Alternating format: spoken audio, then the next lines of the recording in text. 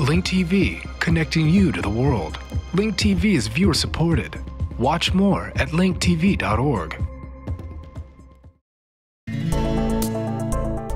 Today on Earth Focus, the full interview with Dr. James Nations, Vice President of the Center for the State of Parks at the National Parks and Conservation Association in Washington, D.C. The center assesses the health of America's parks. James Nations speaks with Earth Focus correspondent Miles Benson to find out why U.S. national parks are under threat and what can be done about it. Do you see any significant evidence that the people of this country are more or less interested than they used to be in national park efforts and establishing them and maintaining them? I think people are waking up to the fact that these are the most important natural areas. These are the most important historical sites in the country, and we need to keep those alive for all generations. We're now approaching the second century of the national park system. 2016, we're going to celebrate 100 years of the national parks and look forward to the next 100 years and beyond that. You have to consider that the national parks represent our heritage, they represent our soul. These are places that range from Independence Hall in Philadelphia, where the Declaration of Independence was signed, to Mesa Verde in Colorado, where indigenous people built their adobe and stone houses up in the cliffs. Represents the history, the cultural traditions of the United States, but it also represents the grandeur of the United States. Everything from sunrise on Half Dome at Yosemite to the underwater coral reef at Everglades National Park. So these are our gems. These are the places that we want to protect for all time. Well, the notion originally was that we'd set aside land in its pristine state to be preserved for all time for the enjoyment of the people. Right. You're saying it's being threatened now by outside sources. Part of the reason for that is that we're not giving the National Park Service the staff and the money that they need to do the job that America is asking them to do, which is keep those gems alive into the 21st century and beyond, so that my children and grandchildren, your grandchildren, can go into those parks and see the same thing that we see today. See the wildlife walking across the snow at Yellowstone. See flamingos coming into land in Biscayne National Park. That's an investment. That is a heritage that we need to keep alive. You talk a little bit about the problem with pollution, climate change, and the threats that are posed to the parks from the outside in that respect. I went to Big Bend National Park in my home state of Texas last year and saw that the mountains that I could see 35 miles away, the Chisos Mountains inside the park when I was a boy, are now nothing but shadows and a haze. And that's because of air pollution that's coming in from coal-fired power plants. National Park Service did a study to figure out where is that haze coming from, where is that pollution coming from. They found out that the majority of it was coming from the United States, from East Texas, and even from the Ohio Valley. It's disappointing to see a park, Lake Clark National Park and Preserve in Alaska, that got among the highest scores that we saw doing assessments of 80 parks. Absolutely pristine park with wildlife populations, grizzly bears. I stood on the beach in Lake Clark one day and counted 13 grizzly bears at one time.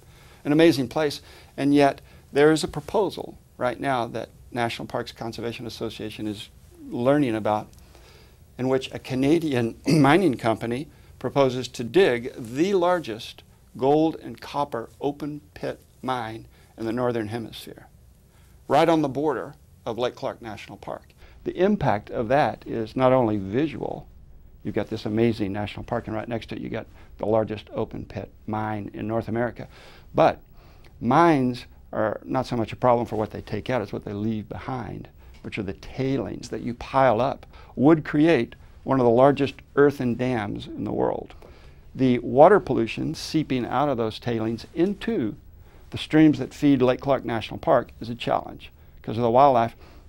Downstream, the potential is for that pollution to go into Bristol Bay, Alaska, which has the richest population of sockeye salmon any place in the world and one of the most productive economic fisheries any place in the world. How much additional funding every year do you imagine they'll need? The best studies indicate that there is a $750 million shortfall every year for the national park system. Less than $1 billion. Less than a building, yeah. 700. That seems like small change in this day and age, but when you then consider again, all the other things that we spend money on, it seems like a wise investment to me. The real irony in this is that national parks are not an economic sink. They're actually economic engines. How so? National Parks Conservation Association did a study of the economic value of national parks. And we found that on average, every park dollar that goes into a national park, every taxpayer's dollar returns $4 in visitors coming in from other parts of the United States, international visitors coming in, spending money on hotels, on bottles of water, on lunch, on transportation. Some of the parks, Zion National Park, Gettysburg up in Pennsylvania, return up to $14 for every dollar that we invest. Why wouldn't we want to keep that investment alive, especially in a time of economic stress? Mr. Nations, do you expect the anniversary of the national park system in 2016 to be something that the entire nation is going to celebrate, or is it going to be a wake? Oh no, I think it'll be a great celebration, because Americans are becoming alert, increasingly alert to the fact that we have an amazing park system. We have 391 units that represent our history and the best of our natural environment, and people are realizing these are ours, they belong to us, and we need to protect them. So the year 2016, when the park system celebrates its 100th year anniversary, I think will be a great year and great decade. Mr. Nations, thank you very much. Thank you very much, Miles.